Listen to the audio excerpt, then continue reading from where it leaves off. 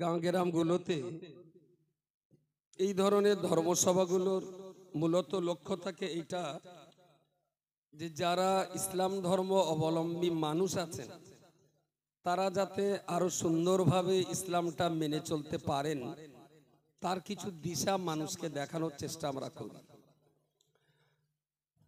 এক একজন বক্তা তিনি তার নিজস্ব স্বভাবসিদ্ধ ভঙ্গিমায় কোরআন ও হাদিসের বাণী আপনাদের সামনে উপস্থাপন করেন। আমি আজকের দিনে কিছু কথা বলার জন্য দুটো জিনিসকে বেছে নিলাম। একটা হলো আমাদের অর্থবিত্ত, আর একটা হলো আমাদের সন্তান সন্ততি। পৃথিবীতে জীবন পরিচালনা করার জন্য, সুন্দর একটা জীবন তৈরি করার জন্য যেমন প্রয়োজন কিছু অর্থবিত্তের, তেমন প্রয়োজন আছে সন্তানাদি। মানব জীবনের সন্তানাদি যেমন প্রয়োজনীয়, ঠিক তেমনই প্রয়োজনীয় অর্থবিত্ত, টাকা পয়সা। কোরআনুল কারীম বা আমরা ইসলাম বলতে যেটা বুঝি, এই ইসলামের অর্থনৈতিক একটা বিশেষ দিকও আছে। অর্থকে বাদ দিয়ে ধর্মের কথা ভাবাই যায় না। আজকের এই জলসাটার আয়োজন করতে কিছু কম বেশি 50,000 টাকা খরচা আছে। যদি আমাদের অর্থ না থাকতো আর আমরা যদি জান প্রাণ খুলে যদি অর্থ দান করতে না পারতাম, তাহলে আমাদের মসজিদ, আমাদের মাদ্রাসা, আমাদের ঈদগাহ, আমাদের কবরস্থান, আমাদের ধর্মসভা কোনো কিছুই আমরা মাথা তুলে দাঁড় করাতে পারতাম না। অর্থের একটা বিশেষ ভূমিকা আছে। ইসলামকে প্রতিষ্ঠিত করবার জন্য অর্থের একটা বিশেষ গুরুত্বপূর্ণ ভূমিকা আছে। যদি ইসলাম ধর্মে অর্থনৈতিক কোনো দিক না থাকতো, তাহলে ইসলামের যাকাতের পদ্ধতিটাও থাকতো না। পঞ্চস্তম্ভের ভিতরে একটা স্তম্ভ হলো যাকাত। টাকা যদি রোজগার করতে না পারি, তাহলে কোরআনুল কারীমের এই যাকাতের সিস্টেমটাই পৃথিবীতে বাঁচত না। আগে রোজগার করব, তবে তো আমি সেই অর্থের যাকাত গরিব দুস্থদেরকে দেওয়ার সুযোগ নেব। তাহলে ইসলামে যেমন যাকাত আছে যে তোমাদের অর্থ হলে তোমরা গরিবদেরকে যাকাত দাও, তাহলে অর্থ হবে কিভাবে সে পথটাও কিন্তু ইসলামে বলা আছে। কোরআন শরীফের একটা জায়গায় এসেছে, আহাল্লাল্লাহুল বাইআ ওয়া হাররামার রিবা। আল্লাহ বলেছেন যে মানুষের জন্য ব্যবসা বাণিজ্যকে আমি আল্লাহ হালাল করে দিয়েছি। সুবহানাল্লাহ বলেন। ওয়া হাররামার রিবা, সুদি পদ্ধতির মধ্য দিয়ে টাকা রোজগার করাটা আল্লাহ হারাম করে দিয়েছেন। একেবারেই স্পষ্ট, এখানে আর কোনো ইজমা কিয়াসের কোনো জায়গা নেই। না ইজমা, না কিয়াস, বা এই জায়গাটায় হাদিস শরীফেরও বিশেষ কিছু প্রয়োজন হয়নি। একদম সরাসরি আল্লাহ কোরআনুল কারীমে বলে দিয়েছেন তোমরা ব্যবসা বাণিজ্য করে হালাল রোজগার করবে। পরেই বলেছেন কোশ্চিন কালেও কখনো যেন সুদি প্রথার মধ্য দিয়ে, সুদি কারবারের মধ্য দিয়ে কখনই তোমরা পয়সা রোজগার করতে যাবে না, ওটা ইসলামে হারাম। তাহলে ব্যবসা বাণিজ্য করে যে পয়সা রোজগার করতে হবে, আল্লাহ এটা আমাদের জন্য ফরজ করে দিয়েছেন। নামাজ পড়াটা যেমন ফরজ, রুজি অন্বেষণ করাটাও বান্দার জন্য তেমন ফরজ। বান্দাকে কেন পৃথিবীতে আল্লাহ পাঠিয়েছেন, কেন আমরা দুনিয়াতে জন্ম নিয়েছি, আল্লাহ একে কথায় বলে দিয়েছেন, আমা খালাকাতুল জিন্না ওয়াল ইনসা ইল্লা লিয়াবুদুন। আমি মানব জাতিকে পৃথিবীতে পাঠিয়েছি শুধুমাত্র আমার ইবাদতের জন্য। কথাটা খুব সহজ না, একটু জটিল আছে। তবে যেহেতু আপনারা এলাকার শ্রোতা, এটা আপনারা বুঝবেন আমি আশাবাদী। তবে এই কথা মালদা, মুর্শিদাবাদ, হাওড়া, হুগলি শ্রোতাদের বোঝানো যাবে না, কারণ যাদের নামটা জানা না থাকে তাদের অঙ্ক কষানো যায় না, তা সে যত বড়ই মাস্টার হোক না কেন। এখনো আমরা এটা বিশ্বাস করি আল্লামা রুহুল আমিন রাহমাতুল্লাহ আলাইহির প্রভাব প্রতিপত্তি বা ইলমের উপকারিতা যে সমস্ত মানুষ নেওয়া বা পাওয়ার চেষ্টা করে, পৃথিবীর অন্য আর 5টা মানুষের তুলনায় অন্তত বাঙালি জাতির ভিতরে বসিরহাট আল্লামা হুজুর সম্পর্কে যারা জানেন, বোঝেন, বা যারা তাঁর কেতাবের একটু সংস্পর্শে আসে, তাদের কাছে এই বক্তব্যটা আমার মনে হয় আমি বোঝাতে পারবো। লা ইলাহা বলার পর আল্লাহ একটা ইল্লা শব্দ দিয়েছেন, ইল্লা। আবার ওয়ামা খালাকতুল জিন্না ওয়াল ইনসা, এটা বলার পর আল্লাহ একটা ইল্লা শব্দ দিয়েছেন। ইল্লা শব্দের বাংলা অর্থ হলো ব্যতীত। ব্যতীত কেমন জায়গা না, ছেলে মেয়েদের বিয়ে দেওয়ার সময় খুব স্বাভাবিকভাবে আমরা বর বসার জন্য একটা স্পেশাল জায়গা করি। এদিকে হয় নাকি না, বর চটে বসে, বরের বসার জায়গা খুব স্পেশাল একটা জায়গা। এখন তখনও পর্যন্ত বর আসেনি, তখনও পর্যন্ত বর আসেনি, তো ছেলে পিলে একটু হুটতেই পারে। বাড়ির ছেলে পিলে যে সেই বরের জায়গায় বসে পড়েছে একজন। এখন বরের খেদমতের দায়িত্ব চার ছিল, সে এসেই বাচ্চাটার হাত ধরে তুলেই বললেন, এখানে কেউ বসবে না, হট এখান থেকে। পরেই বললেন, বর ব্যতীত এখানে কেউ বসবে না। পরেই বললেন, বর ব্যতীত। তার মানে এই জায়গাটা শুধুমাত্র এখন কেউ যদি বলে, আরে দেখ তো তোর বর, শালা যে বাপ না থাকলে বর জন্ম হতো না, বরের চেয়ে বাপের দাম বেশি। এখন বরের জায়গায় যদি বাপের বসানো হয়, পাবলিক কি মেনে নেবে? জুতকে আটা করে দেবে। তুই বুড়ো হয়ে যাচ্ছ, তোমার এখন হুঁশতাল হয়নি, তুমি ওই জায়গায় বসতে যাচ্ছ। ও বলে, শোনো শোনো, যে বরের তোমার এত সম্মান দিচ্ছে, আমি তো তার বাপ, ওর চেয়ে তো আমার দাম বেশি। তা যেখানে আমার ছেলে বসবে তার চাইতে আমার দাম বেশি। আমার পাশার তলায় তোষক না, ছেলের পাশার তলায় তোষক।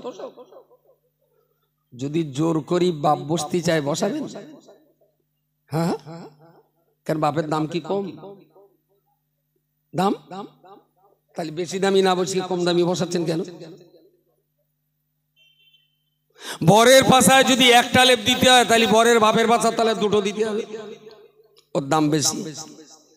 কিন্তু পাবলিক দেবে কেন? বরের পাতে যদি একটা আস্ত মুরগি দেয়, তাহলে বর জন্মদেশে যে বাপ, তার পাতে তো, বরের পাতে যদি একটা আস্ত মুরগি হয়, তাহলে বরের বাপে অন্তত দুটো দেওয়া দরকার ওর বাপের পাতে। কিন্তু দেয় কেউ? কেন দেয় না? কথা বলেন। হ্যাঁ, আসনটা হলো কেন না? তাহলে সম্মান কার কত বেশি সেটা সুনিশ্চিত ভাবে বিবেচনার হবেই হবে। তবে আজকের ভৌগোলিক পরিবেশে বাপের চাইতে বরের দাম বেশি। এই ওলাদাবার কাণ্ডজ্ঞানটা যাদের না থাকে, এই স্যাঁউচুর কাণ্ডজ্ঞানটা যদি না থাকে, তাদের ভাত আর ডাল বাদ দিয়ে জাবনার নুন পানি খাওয়া ভালো। ওদেরকে গোল করে সুতি দে, দামড়া গরুগুলোর ওদের খাটে শোয়া দেওয়া। তাহলে ছেলে একটা বরের জায়গায় বসলো, খাদেম এসে তারে তুলে দিয়ে বললেন, যেখানে কেউ বসবে না, বর ব্যতীত। আল্লাহ বললেন, ওয়ামা খালাকতুল জিন্না ওয়াল ইনসা, আমি মানুষ আর জিনকে সৃষ্টি করিনি ইল্লা লিয়াবুদুন, ইবাদত ব্যতীত। তাহলে বরের আসনটায় যদি শুধু বর একাই বসে, তাহলে মুসলমান আর মানুষের জীবনটাই শুধু ইবাদতেই কাটবে, অন্য কোনো কাজে কাটবে না। লা ইলাহা, কোনো মাবুদ নেই, এই পর্যন্ত বলে যদি কলমার বাকি অংশটা না পড়ে, আপনি তাকে কি বলবেন? তাড়াতাড়ি বলেন। লা ইলাহা মানে, লা ইলাহা মানে কোনো মাবুদ নেই। তাহলে তারে তখন কি বলা হবে? যে সৃষ্টিকর্তাকে বিশ্বাস করে না, সৃষ্টিকর্তার অস্তিত্বকে যিনি বিশ্বাস করেন না, আমাদের প্রচলিত বাংলা ভাষায় তাকে বলা হয় কি? ও কাপেরটা তো আরবি হয়ে গেল, আমি বাংলা বলতে বলেছি। নাস্তিক কেটা বলেছে? ও থ্যাংক ইউ। নাস্তিক যিনি সৃষ্টিকর্তার অস্তিত্বকে বিশ্বাস করেন না তাকে বলা হয় নাস্তিক। তাহলে লা ইলাহা এই কথাটা বলে যদি চুপ হয়ে যায় তাহলে সে লোকটা কি হয়? আর ইল্লাল্লাহ বলার পরে ইমানদার হয়। তাহলে ইমানদার হতে গেলে বলো আগে নাস্তিক হতে হয়। কথা বলে, ইমানদার হতে গেলে প্রথমে আগে তার নাস্তিক হতে হয়। যে লোকটা প্রথমে নাস্তিক হতে পারে না সে লোকটা পরে গিয়ে ইমানদার হতে পারে না। লা ইলাহা কোনো মাবুদ নেই, পরেই বলা হলো ইল্লাল্লাহ আল্লাহ ব্যতীত, আল্লাহ ছাড়া। এখন যদি আমি লা ইলাহা ইল্লাল্লাহর ব্যাখ্যা দিলাম আর আপনি যদি লা ইলাহা পর্যন্ত ধরে কাফের ফতোয়া দেন তো আমার তো আনন্দই হবে। লা ইলাহা মানে কোনো মাবুদ নেই। এখন আমি তো বলেছি লা ইলাহা ইল্লাল্লাহ পর্যন্ত, আর আপনি যদি শুধু লা ইলাহা পর্যন্ত ধরে মাতিনির কাফের ফতোয়া দেন তাতে মাতিনির কিছু এসে যায় না। জঙ্গলে প্রচুর শেয়াল হক্কা উহা করে, ওতে হাতি আর গন্ডারের কিচ্ছু হয় না। শেয়ালের হুক্কা হয়, হাতির কোনো ভয়টা হয়? গন্ডার বোধহয় পালায়, গন্ডার। লা ইলাহা কোনো মাবুদ নেই ইল্লাল্লাহ আল্লাহ ব্যতীত। আচ্ছা এইটা এত কঠিন না করে দিয়ে সোজা সাপটা বললি হতো মুহাম্মাদুর রাসূলুল্লাহ সাল্লাল্লাহু আলাইহি ওয়াসাল্লাম। কলমার শেষ অংশে আল্লাহ বলেছেন মুহাম্মদ সাল্লাল্লাহু আলাইহি ওয়াসাল্লাম আল্লাহ পাকের রাসূল, তাই তো নাকি? তাহলে এটা যেমন সরল বাক্যে এসেছে মুহাম্মদ আল্লাহর রাসূল, তাহলে প্রথমটাও সরল বাক্যে দিলে হতো আল্লাহু ইলাহুনা, আল্লাহ আমাদের রব, মুহাম্মদ রাসূলুল্লাহ, মুহাম্মদ আল্লাহ পাকের রাসূল। পরের বাক্যটা যেমন সরল সাদাসিধে ভাবে এসেছে যে মুহাম্মদ সাল্লাল্লাহু আলাইহি ওয়াসাল্লাম আল্লাহর রাসূল, তো প্রথম বাক্যটাও যদি সাদাসিধে দেওয়া হতো যে আল্লাহ আমাদের রব, মুহাম্মদ আল্লাহর রাসূল, তাহলে তা তো জটিলতা থাকতো না। কিন্তু প্রথম বাক্যটাকে আল্লাহ একটু জটিল করে দিলেন যে আল্লাহ ছাড়া মাবুদ নেই, আল্লাহ ছাড়া মাবুদ নেই। এ কথাটা যেমন ঠিক ওই কথাটা যদি সরল বাক্যে দেওয়া হতো আল্লাহ আমার মাবুদ, তাহলে কি উল্টোপাল্টা কিছু হতো?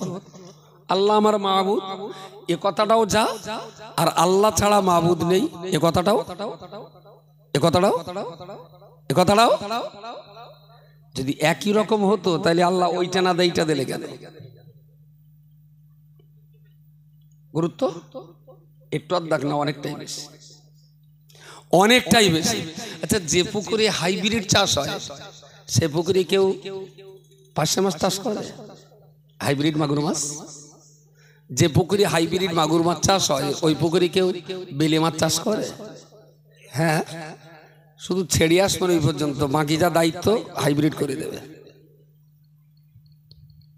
আমি এইটা একটা সুন্দর জমিন, এই জমিনটায় আমি চাষ করব। কি চাষ? না বেগুনের চাষ। বেগুনটাকে যদি ঠিকঠাক মতো চাষ করতেই হয় তাহলে প্রথম কথা হলো এখানে যা ঘাস খড় আছে, ঘাস আছে, খড় আছে, কাগজ আছে, ইট পাটকেল আছে, ওগুলো সব খুঁটে পুরো পরিষ্কার করতে হবে। এই খেতে কিচ্ছু থাকবে না, না ইট পাটকেল থাকবে, না দুবলো ঘাস থাকবে, না মুতো ঘাস থাকবে, না পাটের চারা থাকবে, না অড়লের চারা থাকবে, না তেউড়ে গাছের দুটো চারা থাকবে। একদম সব কেটে পুছে খুঁটে বেছে একদম শুধু মাটি থাকবে আর কিচ্ছু থাকবে না। এবারে ওই খেতে বেগুনির চারাটা রোপণ করতে হয়। যদি চাষ ভালো করতে হয় তাহলে চারা রোয়ার আগে ক্ষেত পরিষ্কার করতে হয়, তাই না? যদি পাকা ইমানদার হতে হয় তাহলে কলবের ভিতর থেকে যত রকমের বিশ্বাস আছে সমস্ত ঘাস খড় কেটে পুছে সাফ করে পুরো অন্তরের জমিনটা একদম পরিষ্কার করে ফেলতে হবে, ওখানে আর কিচ্ছু থাকবে না। ওই অন্তরের ভিতরে অন্য কোনো বিশ্বাস থাকবে না। সমস্ত বিশ্বাস থেকে বেগুন চাষ করার আগে জমিন যেমন পুরো সাফ করে ফেলেছিলাম, ইমানদার হওয়ার আগে নাস্তিক হয়ে পুরো কলবের ভিতর থেকে সমস্ত বিশ্বাস কেটে ছেড়ে তছনছ করে দিয়ে অন্তরাত্মা যখন পুরো পরিষ্কার, সেই পরিষ্কার ক্ষেতের মাঝখানে ইল্লাল্লাহর ইমানের চারা গাছটা লাগাতে হবে। জোরে সোরে বলুন সুবহানাল্লাহ। তবে আপনি ভালো ইমানদার হতে পারবেন। এর ভেতরে এখনো বিশ্বাস আছে যে অমাবস্যার রাত্রি একটু গরুর গোশত আর রুটি না খেলে যদি সর্দি হয়, অমাবস্যার কালী পুজোর রাত্রি যদি পয়তি বউটার ডাব না খাওয়ায়, হয়তো বাচ্চা না আঙুল আবার 12টার জায়গায় 14টা হবে না। আবার বৌমাটা নতুন এসে দিনকালও ভালো না, তেলের পিঠে খেয়ে ও বাড়ি যাবে, দে একটু হলদি মেখে দে যেন জেন ভূত পাস না লাগে। এসব বিশ্বাস তো এখনো কাজ করছে নাকি আমাদের ভেতরে? কিছু বুড়ো আছে, এখনো আছে, বুড়োর কোমরে জালের কাঠি মারা। আমি দুটা বুড়ো জিজ্ঞেস করেছি অনেক আগে, আমি চাচা জালের কাঠি কেন? তাহলে কাকা রাত বিরাত চলাচল করতে হয়, জেনভূতির উৎপাত। একটু ল কাছে রাখলি নাকি, ল কাছে রাখলি নাকি জেনভূত নাই কাছে আসে না। শালা গিরিলির দোকানদারে জেনে ধরতেছে, গিরিলির দোকানদার দিন রাত ল ঠেঙাচ্ছে, সেখানেও তার জেন ঘাড়ে উঠতেছে। অথচ কিছু বুড়োর ভেতরে আজও বিশ্বাস, লোহা কাছে রাখলে যদি লোহা দিয়ে যদি জেন তাড়ানো যেত, তাহলে বসিরহাট হুজুরের 6 খণ্ড তাবিজের কিতাব লিখতে হতো না। আর মেজুদুর কাবলা সারা জীবন যে যা তাবিজ করতে যেতেন, ওই জালের কাঠি একটা করে দিয়ে দিতেন, যাও বাবা নাকে ঝুলিয়ে রেখে দাও, জেন আর লাগবে না। এই যে অসম্ভব রকমের অজ্ঞতার বিশ্বাসগুলো আমাদের অন্তরের ভিতরে, ওই ক্ষেতে নানান তাল ঝামেলা আছে। আর যে ক্ষেতে দুবলো ঘাস, মুতো ঘাস, কাটা নোটে, এটা সেটা নানান তাল জড়িয়ে আছে, সেই ক্ষেতে বেগুনির চাষ দিয়ে ভালো ফসল হবে না। তাহলে ভালো চাষ করতে গেলে ক্ষেত আগে পরিষ্কার করতে হয়। ভালো ইমানদার হতে গেলে আগে কলবের ভিতর থেকে সমস্ত বিশ্বাস দূর করে দিতে হয়। সেই ক্ষেতটা পরিষ্কার করার জন্যই লা ইলাহা, আমার কেউ নেই। প্রিয় শ্রোতা মণ্ডলী, দুটো কথার সঙ্গে একটা দারুণ সুন্দর তাৎপর্য রয়েছে। লা ইলাহা, আমার কোনো মাবুদ নেই, এ কথা বলার পরেতে যেমন ইল্লা শব্দ ব্যবহার হয়েছে, ঠিক তেমনি ওয়া মা খালাকতুল জিন্না ওয়াল ইনসা, আমি আল্লাহ জিন আর ইনসানকে সৃষ্টি করিনি। এরপরেও একটা ইল্লা শব্দ ব্যবহার হয়েছে। আসলে ইল্লা শব্দটার কারণ হলো অন্য জায়গায় মুহাম্মদুর রাসূলুল্লাহ কলমার দ্বিতীয় অংশে সরল বাক্যে আল্লাহ আমাদেরকে শিখিয়ে দিয়েছেন, বান্দারে মুহাম্মদ সাল্লাল্লাহু আলাইহি ওয়াসাল্লাম তিনি হলেন তোমাদের রাসূল। এটাও যেমন আমাদের জন্য সরল বাক্য। প্রথম বাক্যটা লা ইলাহা ইল্লাল্লাহ, আল্লাহ ছাড়া কোনো মাবুদ নেই, এই বাক্যটা কঠিন না করে আল্লাহ যদি সরল বাক্যে দিয়ে দিতেন আল্লাহু ইলাহুনা, আল্লাহ আমাদের রব, মুহাম্মদুর রাসূলুল্লাহ, মুহাম্মদ আল্লাহর রাসূল, তাহলে ওই কলেমার দ্বারাতে মুসলমান বেশি দিন একত্ববাদে দাঁড়িয়ে থাকতে পারত না। মুহাম্মদ আল্লাহর রাসূল, তবে এটাও বলো ঠিক মুহাম্মদ ছাড়াও আরো অনেক রাসূল ছিলেন। আচ্ছা, উপরে ওঠা যাবে না? আসসালামু আলাইকুম, বসেন, যেখানে সুযোগ আছে সেখানে বসেন। মুহাম্মদ সাল্লাল্লাহু আলাইহি সাল্লাম আল্লাহ পাকের রাসূল। আচ্ছা, তিনি কি একমাত্র রাসূল? আর অনেক রাসূল আছে না? মুসা নবী আল্লাহ রাসূল, দাউদ আল্লাহ রাসূল, ঈসা আল্লাহ পাকের রাসূল, মুহাম্মাদুর রাসূলুল্লাহ। এই কথাটা বিশ্বাস করলাম মানেই এই নয় যে মুহাম্মদ ছাড়া আর কোনো রাসূল নেই। মুহাম্মদ অবশ্যই রাসূল, তবে মুহাম্মদ ছাড়াও আরো অনেক রাসূল আছেন। আদম নবী থেকে আর আমাদের নবী পর্যন্ত পিছনে রয়েছে 1,23,999 জন নবী আর রাসূল। আর এদের সবাইকে আল্লাহর নবী এবং রাসূল বলে আমাদের বিশ্বাস করতে হয়। এটাও ঈমানের একটা পার্ট। এটাও ইমানের একটা পার্ট। এরা সব নবী ছিলেন, রসুল ছিলেন। তাহলে মুহাম্মদ সাল্লাল্লাহু আলাইহি ওয়াসাল্লামকে যখন রসুল বলছি, তার মানে এই না যে মুহাম্মদ একা রসুল, আর কেউ রসুল নেই, তাই না? প্রথম বাক্যটা যদি সরল বাক্যে দেওয়া হতো, আল্লাহ আমার রব, মুহাম্মদ আল্লাহর রসুল, তাহলে বান্দার ভিতরে এটা এসে যেত যে মুহাম্মদ যেমন রসুল, আরো অনেক রসুল আছে, আল্লাহ যেমন প্রভু, আরো অনেক প্রভু আছে। মুহাম্মদ আল্লাহ রসুল, কিন্তু এটা ছাড়াও আরো অনেক রসুল আছে। আল্লাহ আমার প্রভু, তবে এটা ছাড়াও আরো অনেক প্রভু আছে, থাকতেই পারে। আমার আল্লাহ পাক রব্বুল আলামিন এই জন্য বাক্যটাকে এত সুন্দর পরিষ্কার করে বলেছেন, লা ইলাহা, কোনো মাবুদ নাই ইল্লাল্লাহ, আল্লাহ ছাড়া। এই বাক্যটা বলার কারণে আল্লাহ আমার প্রভু, শুধু এই কথা বিশ্বাস করলে হবে না, আল্লাহ আমার প্রভু এটা বলা মানে আরো অনেক প্রভু থাকতে পারে, কিন্তু যখনই আমি বলবো লা ইলাহা, আমার কোনো মাবুদ নেই ইল্লাল্লাহ, আল্লাহ ছাড়া, এই কথা বলার কারণে আল্লাহ পাক ব্যতীত আর কোনো কাউকে আমি মাবুদ মানতে পারি না। এবার কি মাথায় গেছে? এসেই ছেলেটার হাত ধরে টেনে তুলি, বল এখানে কেউ বসবে না বর ছাড়া। এখানে প্রথমেই বলতে হচ্ছে এখানে কেউ বসবে না বর ছাড়া। তার মানে এই জায়গায় বরের বাপেরও আজকে জায়গা নেই, শুধু বর বসবে। তো অন্তরটাতে বলে দিলাম, এই অন্তরে সৃষ্টিকর্তা হিসাবে কেউ থাকবে না। আমার অন্তরে সৃষ্টিকর্তা হিসাবে শুধু একজনই থাকবে না, তিনি আমার আল্লাহ। জোরে সোরে বলুন সুবহানাল্লাহ, সুবহানাল্লাহ। লা ইলাহা ইল্লাল্লাহ মানে আল্লাহ ছাড়া আর কাউকে মানার জায়গা নেই। কিন্তু যদি সরল বাক্যে হতো আল্লাহ আমার প্রভু, তাহলে আরো অনেক প্রভু হওয়ার রাস্তা খোলা থাকতো। কিন্তু লা ইলাহা বলে দিয়ে আর কোন প্রভু যে থাকবে না, ইল্লা শব্দ দিয়ে তার ব্যবস্থা আল্লাহ করে দিয়েছেন, যে সৃষ্টিকর্তা হিসেবে তোর অন্তরে আমি আল্লাহ ছাড়া আর কেউ থাকবে না। আচ্ছা, আল্লাহকে একটু হিংসুটে পায় না যে শুধু আমার একা নিতে পারার কারণে নেওয়া যাবে না? হ্যাঁ, এমনি সবার প্রত্যেকের কাছে প্রত্যেকের বউ বিরাট হিংসুটে। যদি শুনতে পেয়েছে যে আমার স্বামী কোনো মেয়ে লোকের সঙ্গে কথা বলতে হবে, তেলে বেগুনে জল, তেলে বেগুনে জল। খুব আস্তে আস্তে আওয়াজটা ওর কানে যাচ্ছে, তো বেশ ভালোই কথা হচ্ছে। ও তো তখন গ্লাস টেলাস গুলো রাখবে, তো ঠুকে ঠুকে রাখবে, তার মানে গড় গড় গড় গড় গড়। পরে বললো, এ দেখ তুই রেগে যাচ্ছিস কেন? না, তুমি যখন তখন মেয়ে লোকের সঙ্গে কথা বলে এইরকম। আমি বলি এই কল 7 মিনিট কথা বলেছি, রেকর্ডেই শুনিলে তোর মার সঙ্গে কথা হচ্ছে, বুঝতে পারেননি? কোনো বউ জীবনে কখনো চাবে না তার স্বামী অন্য কোনো মহিলার সঙ্গে কথা বলুক। বুঝলাম, প্রচন্ড হিংসুটে জিনিস।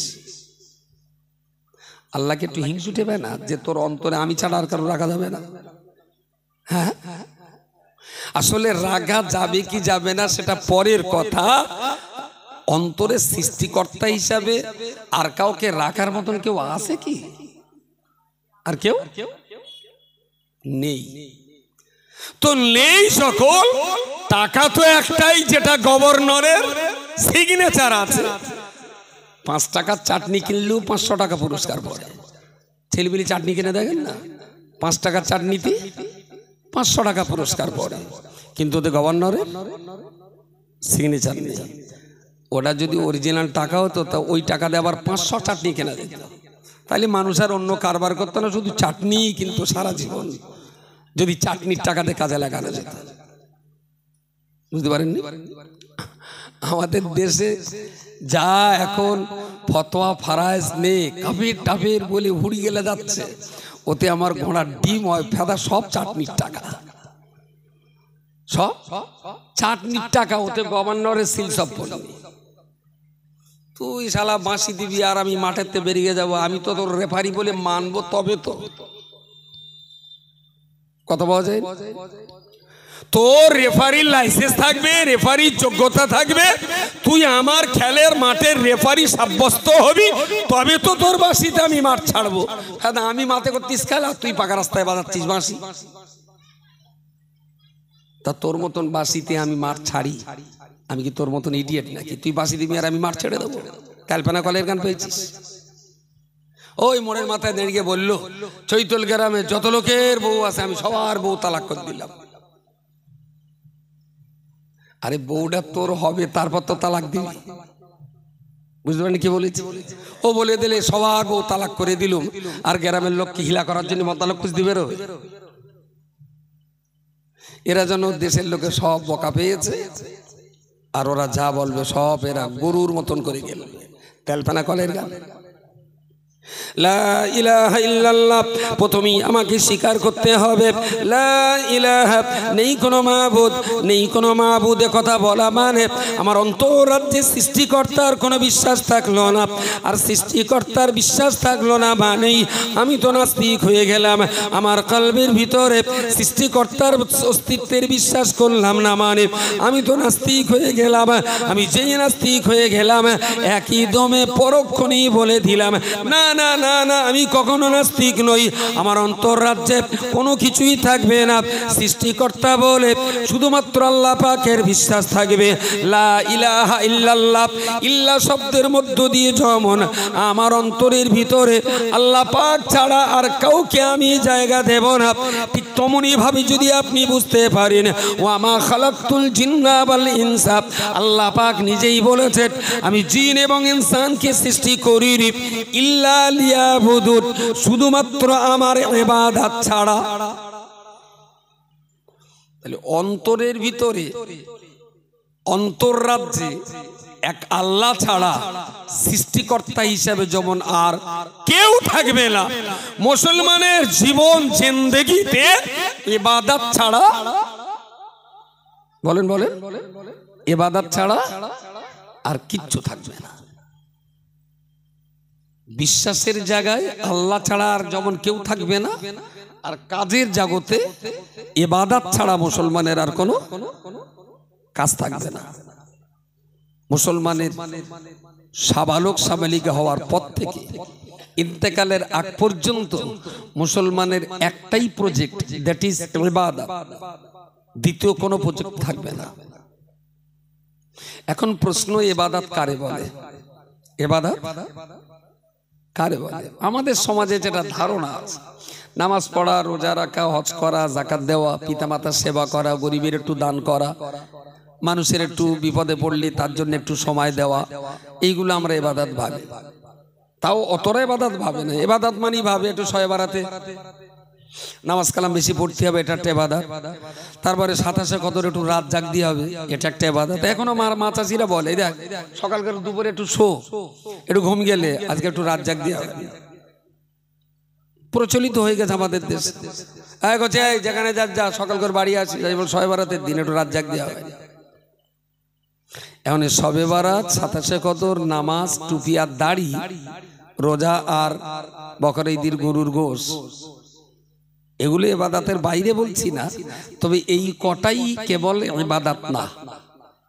ইবাদতের আমি তো বলেছি মুসলমানের জন্ম সাবালক থেকে আর মরণ পর্যন্ত মুসলমান যাই করুক না কেন সবটাই যেন ইবাদত হয়। মুসলমানের তো একটাই প্রজেক্ট, ইবাদত। ইবাদত ছাড়া অন্য কোনো প্রজেক্ট আল্লাহ মুসলমানকে দেননি। তাহলে সেই ইবাদতটা কি না? কোরআন এবং হাদিস ঘেঁটে যেগুলো পাওয়া গেছে, আল্লাহ পাকের নির্দেশ, প্রত্যেকটাই আমাদের জন্য ইবাদত।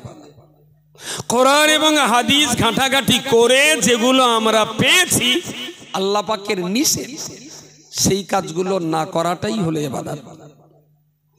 আদেশগুলোকেও মেনে নেওয়া, নিষেধগুলোকেও মেনে নেওয়া। আদেশগুলো মেনে সেই কাজগুলো করতে হবে, নিষেধগুলো মেনে সেই কাজগুলো ছাড়তে হবে। আদেশ পালন করাটা যেমন ইবাদত, আদেশ পালন করাটা যেমন ইবাদত, নিষেধ করা কাজ ছেড়ে দেওয়াটাও ইবাদত। আল্লাহ নামাজ পড়তে বলেছেন, আপনি নামাজ পড়ছেন, নিঃসন্দেহে আপনি ইবাদত করছেন। আল্লাহ মদ খেতে হারাম করেছেন, আপনি মদ খান না, নিঃসন্দেহে আপনি ইবাদত করছেন। নামাজ পড়াটা যেমন ইবাদত, মদ না খাওয়াটা ওটাও ইবাদত। পিতামাতার সেবা করাটা যদি ইবাদত হয়, চুরি ডাকাতি না করাটা এটাও ইবাদত। মালিকের আদেশ নিষেধ উভয়কে সমানভাবে মেনে নেওয়া, এটাই হলো ইবাদত। এখানে লোকজন কম ছিল, তা আমি ডেকেছি, আমি ডাকার পরে অনেক লোক এসছে। তাহলে আমার আদেশটা আপনারা মেনে নিয়েছেন যে আব্দুল মাতিন যখন ডাকছে চল একটু যাই, এসছেন। তাহলে আমি আদেশ করেছি, আপনারা আমার আদেশ মেনে এখানে এসে বসেছেন। বসে এবার যে যার মতন গল্প করতে, ভাই বেগুন কত করে গেলো আজকে, তোমার জলকারের 5 মাস ফেলেছো, আমি 1.5 লাখ ফেলেছি। এখন সবাই যদি এখানে গল্প গুজব করছে, আমি বললাম ভাই কথা বলবেন না, কথা বলবেন না। এখন আমার আদেশটা মেনে এখানে এসেছেন, কিন্তু কথা বলতে নিষেধ করছে, এটাকেও মানছে না। এটাকেও যে যার মতো গল্প করে যাচ্ছে, ভাই সে ছেলের বিয়ের কথা কি হয়েছে, তাহলে সে হয়ে হলো, কিন্তু মেয়েটা আর এক জায়গায় কটলাইন রয়েছে বলে ছেলে বিয়ে দেয়নি, সেখানে তুমুল গল্প চুরিয়ে যাচ্ছে এর ভেতরে। তাহলে এখানে আসার কোনো দরকার ছিল? আমি যে ডেকেছি, আপনারা এসেছেন, আপনাদের এসে কি কাজের কাজ কিচ্ছু খেলা হবে, খেলা। তাহলে এখান থেকে ফায়দা ওঠাতে গেলে ডেকেছি, আদেশ মেনে যেমন এসেছে, নিষেধ করছি কথা বলবেন না, এটাও মানতে হবে। তাহলে এখানে আসাটা সার্থকতা হবে। আদেশটা মানবেন, নিষেধটা মানবেন না, তাহলে এখানে আসার কোনো সার্থকতা হবে না। আমি ডেকেছি, আদেশ মেনে এসেছেন, আমি নিষেধ করেছি কথা বলবেন না, চুপচাপ আছেন, তাহলেই পরে এখানে আসার উদ্দেশ্যটা সফল হবে। আমার আল্লাহ পাক রব্বুল আলামিন পরিষ্কার করে বলে দিয়েছেন, আল্লাহ পাক যেগুলো আদেশ করবেন, ওমা খালাকতুল জিন্না ওয়াল ইনসা ইল্লা লিয়াবুদুন, আমি আল্লাহ জিন আর ইনসানকে সৃষ্টি করিনি, জিন ইনসানকে আমি আল্লাহ সৃষ্টি করিনি, ইল্লা লিয়াবুদুন, ইবাদত ব্যতীত, ইবাদত ছাড়া জিন ইনসানকে সৃষ্টি করিনি। তার মানে মানব জীবন তথা জিন ইনসানকে সৃষ্টি করবার লক্ষ্যর উদ্দেশ্য কেবলমাত্র একটাই, আল্লাহর ইবাদত করতে হবে। আল্লাহ পাকের ইবাদতে আমাদের জীবন কাটিয়ে দিতে হবে। আল্লাহ পাক যেগুলো করতে বলবেন সেই কাজগুলো আমরা আমরণ করে যাব।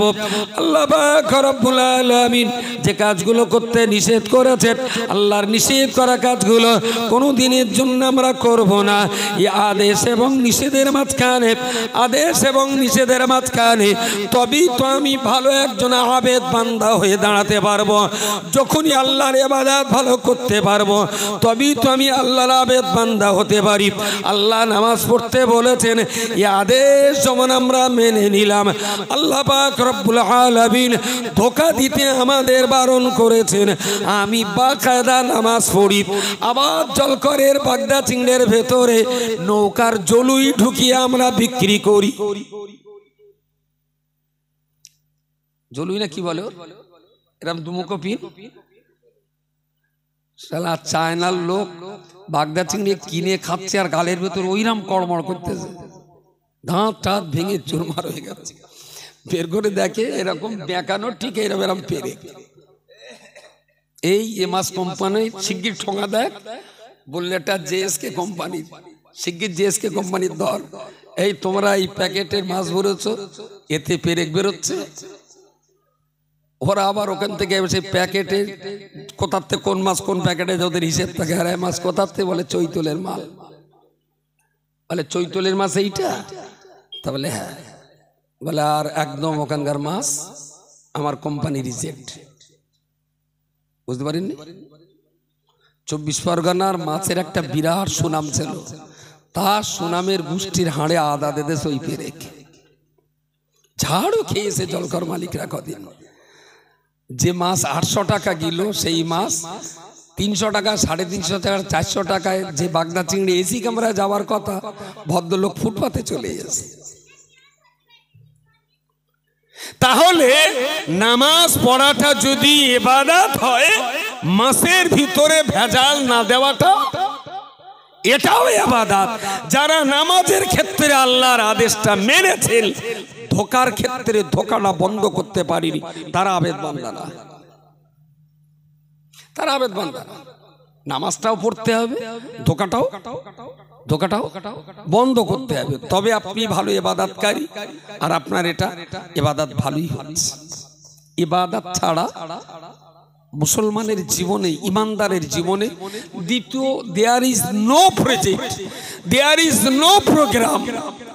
মুসলমানের বালেগ থেকে আর কবর পর্যন্ত একটাই প্রজেক্ট, সেটা হলো ইবাদত। এবারে আপনি আপনার নিজেকে দিয়ে ভাবুন 24 ঘন্টা আপনি কোন পথে কাটাচ্ছেন। খাওয়াটা আপনার জন্য ইবাদত, খেলেই পরে পায়খানা করাটাও আপনার জন্য ইবাদত, পানি পান করেছেন ওটাও ইবাদত, পেশাব লেগেছে পেশাব ত্যাগ করাটা ওটাও ইবাদত। আর খাওয়াটা যদি ইবাদত হয় তাহলে সেখানে নবী পাকের পরামর্শ মতোই খেতে হবে। পায়খানাটা যদি ইবাদত হয় তাহলে নবী পাকের পরামর্শ এবং সুন্দর প্রসিডিওর অনুযায়ী মল ত্যাগ করতে হবে, পেশাব ত্যাগ করতে হবে, তাহলে খেয়েও সওয়াব হবে, পেশাব ফিরেও সওয়াব হবে। সুবহানাল্লাহ বলেন, একটু জোরে বলেন। এটা ইবাদত। রিক্সা টানাটাও ইবাদত, জল করে মাছ চাষ করাটাও ইবাদত, ইটভাটা করাটাও ইবাদত, সেই সঙ্গে সঙ্গে ফকিরের হাতে 2 পয়সা দান করাটাও ওটাও ইবাদত। বাঙালি মুসলমান ইবাদতের সংজ্ঞাই জানে না, শুধু ভাবে নামাজ পড়া, শবে বারাত, শবে কদর, গরুর গোস্ত খাওয়া, এই গুটি কতক ইবাদত আছে, আর যা আছে সব দুনিয়াদার। আরে দুনিয়াদার যদি সব হবে তাহলে রাসূলুল্লাহ তো ব্যবসা করতে গিয়েছিলেন, দুনিয়াদার বলবেন নবীকে? তিনি তো ব্যবসা করেছেন। আদম নবী তো চাষ করেছেন। নূহ নবী তিনি তো আমাদের দেশে যারা নৌকা তৈরি করে ওরে কি বলে? সুতোর মিস্ত্রি। তা নূহ নবী তো সুতোর মিস্ত্রির কাজ করেছেন। সুলাইমান নবী জল করে যারা মাছ ধরে পুকুরি ওরে কি বলে? সুলাইমান নবীও তো মাছ ধরা কাজ করেছেন, করেননি? নবীরা কি সারা দিন ধর্ম প্রচার করে সন্ধ্যাবেলা ভিক্ষে করে খেয়েছে? কোন নবী ভিক্ষা করে খেতেন না। হালাল রোজগারের জন্য প্রত্যেকটা নবীকে আল্লাহ আলাদা আলাদা কাজ দিয়েছেন, তারা নিজেরাও কাজ করে খেয়েছেন। তাহলে ইসলামে অর্থনৈতিক খুব গুরুত্ব আছে ইসলাম, যার জন্য এটা তো বলতেই হবে, রুজি যদি হালাল হয় তাহলে অল্প নামাজে অল্প রোজায় সারা বছরও তো নফল রোজা করতে হবে না। ফরজ রোজাটা করুন, ফরজ সুন্নতে মুআক্কাদা ওয়াজিব নামাজগুলো পড়ুন। রুজি যদি হালাল হয় ওই অল্প ইবাদত আল্লাহ অত্যন্ত সন্তুষ্ট হবেন, বলুন সুবহানাল্লাহ। আর রুজিটা যদি হালাল নয় হারাম হয়, সারা বছর নফল ইবাদত করে ফরজ ইবাদত হবে না, নফল ইবাদত হবে না। আসলে যে মোটরসাইকেল পেট্রোলে চলে তাতে ডিজেল দিলে কিক করে করে হেঁটোর মালা ব্যথা হয়ে যাবে, কিন্তু মোটরসাইকেল স্টার্ট হবে না। আপনি হয়তো বুঝতেই পাচ্ছেন না, 2 বিঘে জমি জবরদখল করে রেখেছেন, যা নামাজ কালাম পড়ছেন সব ওই জবরদখলে জমির ফাঁক দিয়ে গলে যাচ্ছে। আপনার কল কোনোদিন আল্লাহকে ডাকবে না, যা ডাকছে ওটা কলবের ডাক বলা যায় না, কুকুরির ডাক বলা যায়।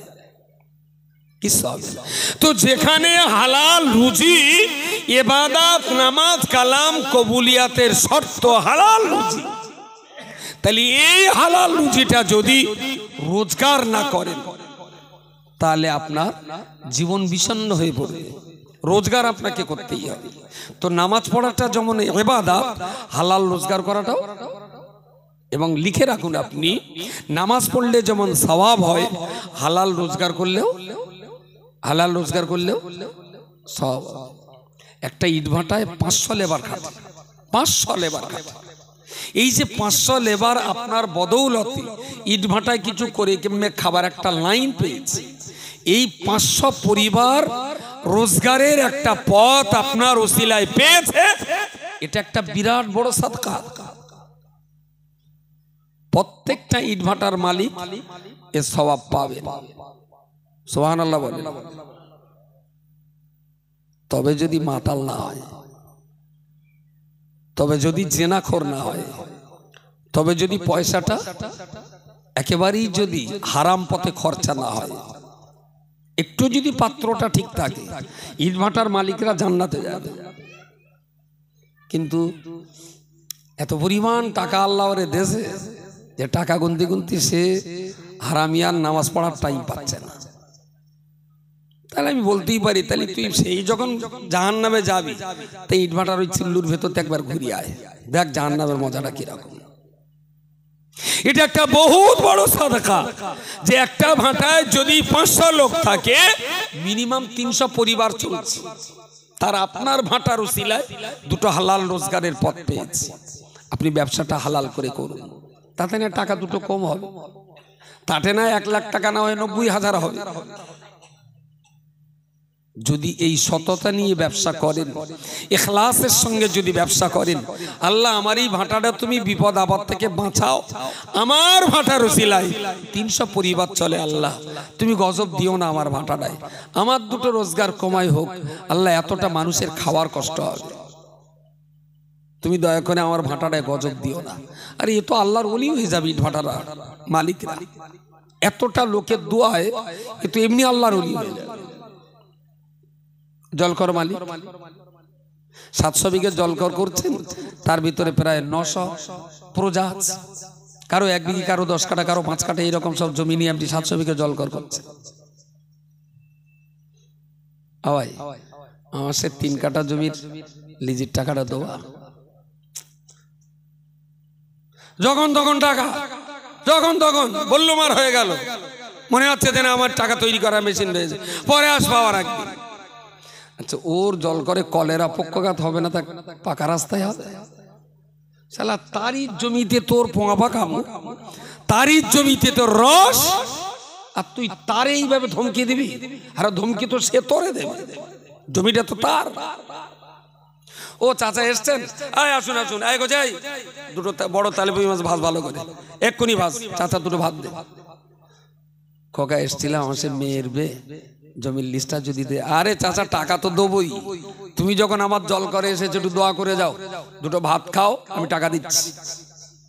দুটো তেলাপিয়া আসবে, 2 মাস, দুটো তেলাপিয়া মাছ, 2 মুঠো গরম ভাত খাইয়ে দাইয়ে ওর পাওনা ছিল 7,000 টাকা দিলাম, সঙ্গে আর 100 টাকা দিয়ে বললাম চাচা এই দুটো বিস্কুট টিস্কুট কিনে বাড়ি নিয়ে যাও, কোনো টাকাটা নষ্ট করো না, এই 100 টাকা একটু বিস্কুট কিনে বাড়ি নিয়ে যাও।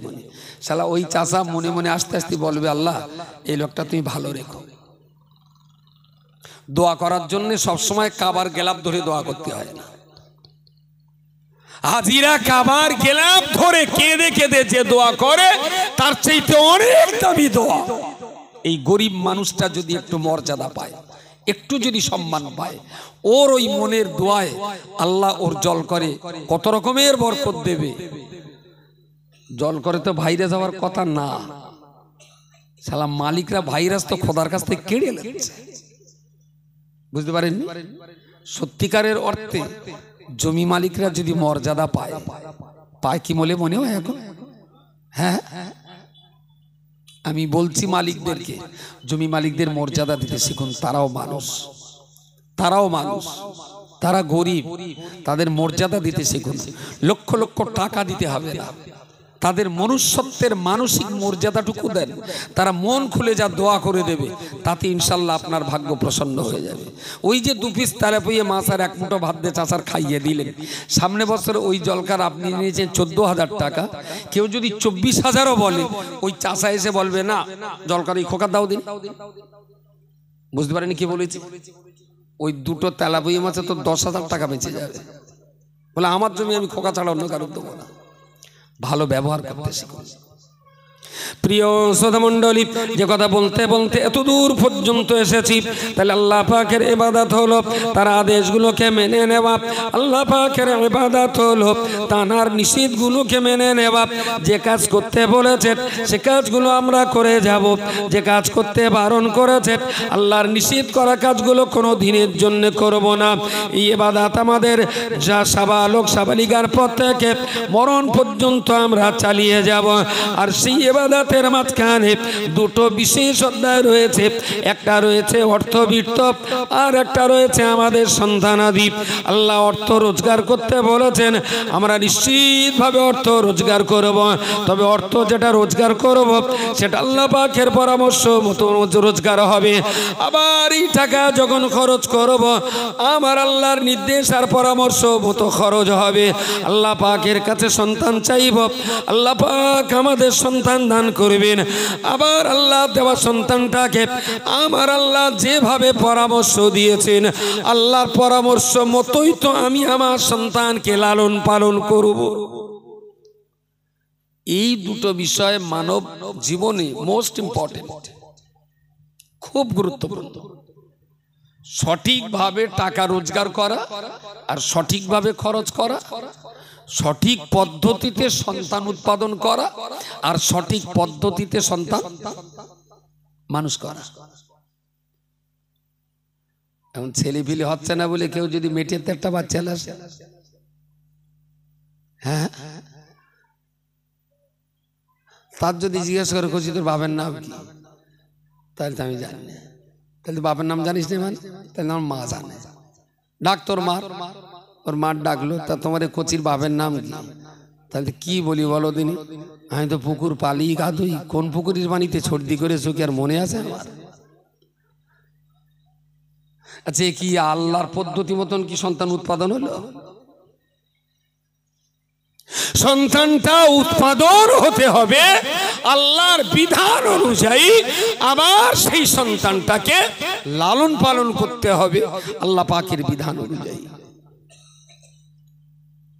উৎপাদনের আগেও প্ল্যান থাকা উচিত, সন্তান হওয়ার পরেও প্ল্যান থাকা উচিত যে আমার সন্তানটাকে আমি কিভাবে বড় করব, কিভাবে সে সমাজে মাথা তুলে দাঁড়াবে, কিভাবে সে আল্লাহর আবেদ বান্দা হতে পারবে। এই চেষ্টাটাও বাবা আমার ভিতরে থাকা উচিত। প্রিয় শ্রোতা মণ্ডলী, মনে রাখুন বিশ্বনবী মুহাম্মদুর রাসূলুল্লাহ সাল্লাল্লাহু আলাইহি ওয়াসাল্লাম তিনি তার সাহাবীদেরকে কোরআনের আয়াত উল্লেখ করে বললেন, বাবা সাহাবী, আমার আল্লাহ কোরআন শরীফের ভিতরে বলেছেন, আল মালু আল বানুনা জিনাতুল হায়াতিদ দুনিয়া। অর্থবিত্ত আর সন্তানাদি এই দুটো হলো মানব জীবনের অলংকার। অর্থবিত্ত আর সন্তানাদি এই দুটো হলো মানব জনবের গহনা। রব্বুল আলামিন আল্লাহ কোরআনের আর এক জায়গায় বলেছেন, হে পৃথিবীর মনুষ্য জাতি ও দুনিয়ার ইমানদার বান্দারা, আমি আল্লাহ তোমাদিগের জন্য বলছি, ইন্নামা আমওয়ালুকুম ওয়া আওলাদুকুম ফিতনা। তোমাদের অর্থবিত্ত আর তোমাদের সন্তান সন্ততি এ দুটো জিনিস হলো তোমাদের জন্য পরীক্ষা। ছেলে পেলেও তোমাদের জন্য পরীক্ষা, টাকা পয়সাও তোমাদের জন্য পরীক্ষা। অনেক টাকার মালিক করে আল্লাহ পরীক্ষা নিচ্ছেন, ও আমার কথায় উঠে বসে নাকি শয়তানের কথায় উঠে বসে। আবার আল্লাহ টাকা পয়সা খুব ঘাটতি করে দিয়েও আল্লাহ পরীক্ষা নেন, ও অভাবের তাড়নায় আমি আল্লাহর কাছে হাত পাতে, নাকি আবার জল করে মাছ বড় করার জন্য মাকাল ঠাকুর পুঁততে যায়। জল করে দু রকম তাবিজ হয়, মেজুজুরির তাবিজ হয়, আবার মাকাল ঠাকুরের তাবিজ হয়, যাতে বাদে। তাই বললো, ভাই আপনার জল করে মাকাল ঠাকুর, তাহলে তো ভাই আমিও সব পুজো টুজো করি না। ওই আমার ওই কি বলে, ওই যারা কি জিউনি না জিবনি বুড়িজস্বী বদন্তা নয়সি, বলে ভাই আমিও পুজো টুজো করি না। ওই একটু মাছটা জইতে ধরে, তো তোর বিশ্বাস একটু মাকাল ঠাকুর একটা রেখে দিস না, আমি কি করবো বলো দিন। আচ্ছা, যেখানে ওই হাঁকড়া বন জঙ্গল টঙ্গল আছে, ওখানে আর বেগুনি চারা মানানসই? বুঝতে পারেন কি বলেছি? যারা পরে ওরা ওরা বল বেগুনি চার হাত হারাবেন। যে অন্তরের ভিতরে মাকাল ঠাকুর আছে, সে অন্তরের ভিতরে আল্লাহর একত্ববাদের চারা গাছ কখনোই বাড়তে পারে না। তাহলে টাকা রোজগারটাও সৎ হতে হবে, হালাল হতে হবে, আবার ব্যয়টাও সৎ হালাল পদ্ধতিতেই খরচা হতে হবে। আল্লাহ মুসলমানদের যা টাকা দিয়েছেন, আমার হিসাব বলছে সৎ মুসলমানের টাকা সৎ পথে ব্যয় হচ্ছে 10 টাকা, অসৎ পথে যাচ্ছে 90 টাকা। যদি বলেন কি করে, তাহলে আর সেটা মাইকি বলা যাবে না, আলাদা করে বসতে হবে, আমি অঙ্ক কষে বুঝিয়ে দেব যে স্ত্রীর পেছনে কত টাকা খরচা হয়, আর ধরম ম্যাডামের পেছনে, ধরম ম্যাডাম অরিজিনাল ম্যাডাম, তার পেছনে যে কত টাকা খরচা হয়, তার হিসাব দেখলে আপনার মাথা খারাপ হয়ে যাবে। মুসলমানের অর্থবিত্তগুলো যে পরিমাণ টাকা সংসারে ব্যয় হয়, দিনের পিছনে ব্যয় হয়, তার চাইতে 90 গুণ বেশি টাকা অসৎ রাস্তায় ব্যয় হচ্ছে। তার মানে টাকা আসলে না ওর গা কামড়ায়, টাকার একটা গরম আছে, ও সহ্য করতে পারছে না। এই টাকা বেশি দিন থাকবে না, ও টাকার অধঃপতন আর ধ্বংস অনিবার্য, অনিবার্যবাদ, থাকতেই পারে না। আমার আল্লাহ পাক রব্বুল আলামিন সেই সঙ্গে সন্তানের কথাও বলেছেন। সন্তান উৎপাদন করা এটাও হতে হবে হালাল উপায়ে, আবার সেই সন্তান মানুষ করাটা এটাও হতে হবে আল্লাহ পাকের বৈধ আইন অনুযায়ী। আল্লাহর বান্দা মনে রাখো না, আল্লাহ পাক একটা জায়গায় বলেছেন অর্থবিত্ত আর সন্তান আদি এটা যেমন তোমাদের জন্য অলংকার, পরক্ষণেই তোমার আল্লাহ বলে দিয়েছেন সন্তান আদি আর অর্থবিত্ত এটা তোমাদের জন্য পরীক্ষা। এই অর্থবিত্ত আর সন্তান আদি তোমার জীবনে যেমন উন্নতি ঘটিয়ে দিতে পারে, এই অর্থবিত্ত আর সন্তান আদি তোমার জীবনে বিপর্যয় ডেকে আনতে পারে। আল্লাহর বান্দা মনে রাখুন, কোরআন শরীফের আরেকটা জায়গায় আমার আল্লাহ পরিষ্কার করে বলেছেন, হে পৃথিবীর ইমানদার মানুষেরা, লা তুলহিকুম আমওয়ালুকুম ওয়ালা আওলাদুকুম, তোমাদের অর্থবিত্ত তোমাদের সন্তান আদি যেন তোমাদিগকে আমি আল্লাহর জিকির থেকে কখনো সরিয়ে না দেয়। আমি আল্লাহ স্মরণ থেকে তোমার বেটে বিটিয়া তোমার জমি জায়গা তোমাকে যেন আমার স্মরণ থেকে সরিয়ে না দেয়। তোমার সন্তান আদি আর তোমার অর্থবিত্ত যদি তোমাকে আমার স্মরণ থেকে দূরে সরিয়ে দেয়, ফাউলাইকা হুমুল খাসিরুন, তাহলে অবশ্যই তোমার ইহ জীবন তোমার পরজীবন কঠিন ধ্বংসের ভিতরে পড়ে যাবে, কোনো মতেই সেখান থেকে তুমি ঠেলে উঠতে পারবে না।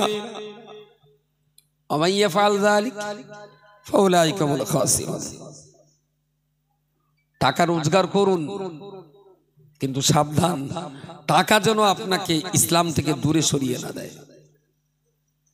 সন্তানাদি অধিক যত্ন করুন, কোনো দুঃখ নেই, কিন্তু সতর্ক থাকুন সন্তানাদি যেন আপনাকে ইসলাম থেকে দূরে ঠেলে না দেয়। আল্লাহ কিন্তু RSS, বিজেপি, বজরঙ্গ দল, শিবসেনা, তারপরে দিলীপ ঘোষ, অমিত শাহ, নরেন্দ্র মোদী, তারপরে আপনার ইহুদি, নাসারা, খ্রিস্টান, আল্লাহ বলেননি যে তুমি সাবধান থেকো এরা যেন তোমাকে ইসলাম থেকে দূরে না সরায়। আল্লাহ সতর্ক করেছেন, RSS, বিজেপি, ইহুদি, খ্রিস্টানদের থেকে সতর্ক করেননি, সতর্ক করেছেন টাকার ব্যাপারে, সতর্ক করেছেন বলে সন্তানের ব্যাপারে। একটা থাকে পকেটে আর একটা থাকে বুকে, ছেলেপিলে তো বাবের বুকের উপরে উঠে লাফায়, তাহলে শত্রু বলে একদম পকেটে এক শত্রু আর বুকে আর এক শত্রু। এদের দুটোর ব্যাপারই আল্লাহ সতর্ক করেছেন। বিজেপি আমাকে ইসলাম থেকে সরাবে এ সন্দেহ করার কোনো প্রয়োজন নেই। ইহুদি, নাসারা, খ্রিস্টান আপনাকে আল্লাহ স্মরণ থেকে দূরে সরিয়ে দেবে। আরে বাবরি মসজিদ ভেঙেছে তাই বলে মুসলমানের কাছ থেকে নামাজ কেড়ে নিতে পারি? ওদের এখনো প্রজেক্ট আছে, ভারতবর্ষে 42,000 মসজিদকে ওরা মন্দির বানাবে, একটা দুটো না, ওদের প্রজেক্ট আছে 42,000 মসজিদকে ওরা মন্দির বানাবে। তাহলে হাজারো মসজিদকে মন্দির বানালেও আসলে মুসলমানের কালবের ভিতরে কি মন্দির ঢোকাতে পারবে? এইটা কখনো পারবে না। সেই ছোট বয়সে ক্লাস 1-এ একটা বই পড়েছিলাম, বাঘের গল্প, সে আর এখন মনে আছে তো। তার শেষ কথাটা এইটাই ছিল, বন থেকে বাঘ তুলে আনা যায়, কিন্তু বাঘের মন থেকে বন তুলে ফেলা যায় না। বয়স কত? 46। তার মানে আমার একদম বাড়ির কাছে। আমার 50 আর ভাই 46। ভাই না জামাই কি হবেন তা কি জানি। যাই হোক, তাহলে বাঘের থেকে, জঙ্গল থেকে বাঘ তুলে আনা যায়, কিন্তু বাঘের অন্তর থেকে জঙ্গল কিন্তু তুলে ফেলা যায় না। তো যতই মুসলমানের কাছ থেকে ওরা মসজিদ কাড়ুক, কিন্তু মুসলমানের বুকের ভিতরে বলো মন্দিরের ভিত কখনোই করতে পারবে না। হয়তো মন্দির কেড়ে এনেছে, তাতে আমরা মারামারি করতে যাই, তাই না? কিন্তু আমার কালবের ভিতরে যদি কখনো মন্দির বসাতে যায়, তখন কিন্তু অনিবার্য জিহাদ। এখন না, সে সময় এখন আসেনি। সুতরাং আমি আপনাকে বলতে চাইছি, আল্লাহ পাকের বান্দা মনে রাখুন, প্রথম আয়াতে আমি আপনাদেরকে বলেছি সন্তান সন্ততি অর্থবিত্ত এটা আমাদের জীবনের অলংকার, এটা আমাদের জীবনের ইহকাল পরকালের অলংকার। আমার আল্লাহ পরক্ষণেই বলেছেন সন্তান সন্ততি আর অর্থবিত্ত এটা আমাদের জন্য বিপদ মুসিবত আর পরীক্ষার কারণ। 3 নম্বরে একটা আয়াতে বলেছি আল্লাহ পাক আমাদিগকে সন্তান সন্ততি আর অর্থবিত্তের ব্যাপারে কঠিন সতর্কতা করে বলেছেন, বান্দা তুমি সাবধানতা অবলম্বন করবে। তোমার সন্তানাদিয়া তোমার টাকা পয়সা জানো আমি আল্লাহর শরণ থেকে তোমাকে দূরে সরিয়ে না দেয়। পরের আয়াতে আল্লাহ আর এক জায়গায় বলেছেন ইয়াউমা লা ইয়ানফাউ মালুন ওয়ালা বানুন। ওগো বান্দা, ময়দানে মাহশারের কঠিন সময়ে তুমি তোমার সন্তানের অর্থবিত্তের ধারাতে তুমি কোনো মতেই উপকার ভোগ করতে পারো না।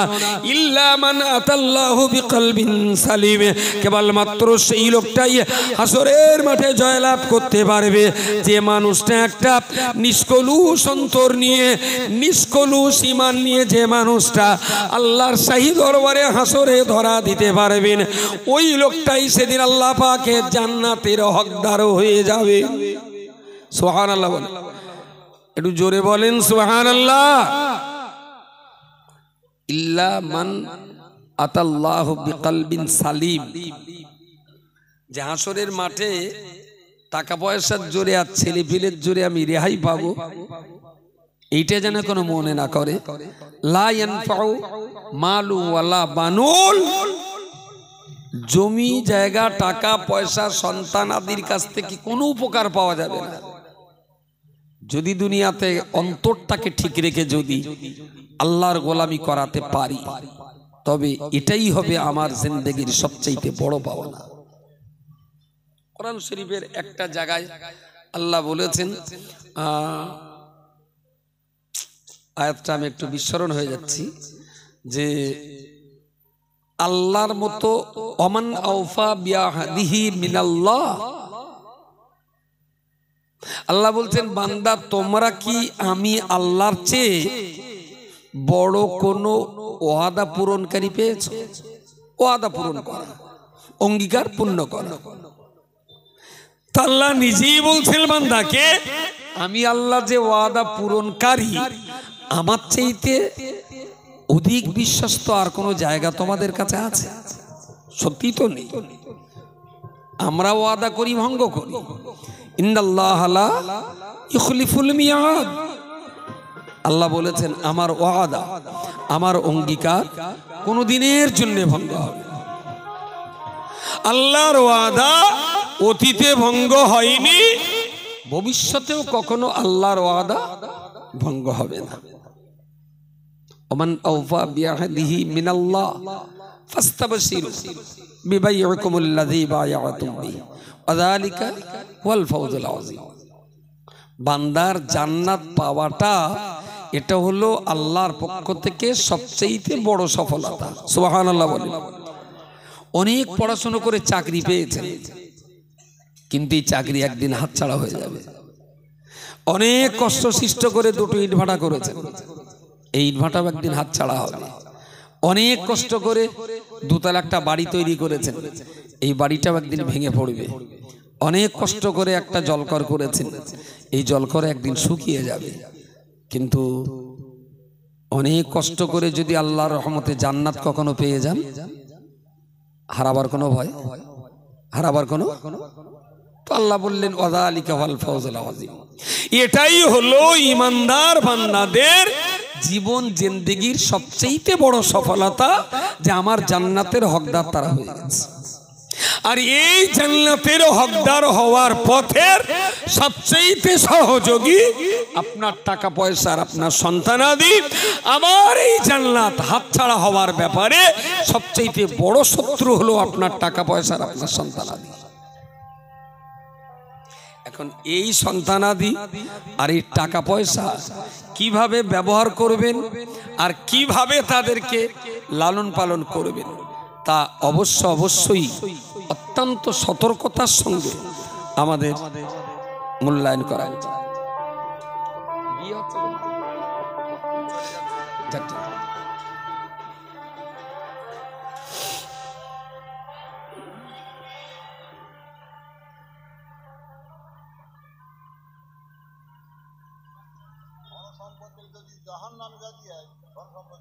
কোনো দরকার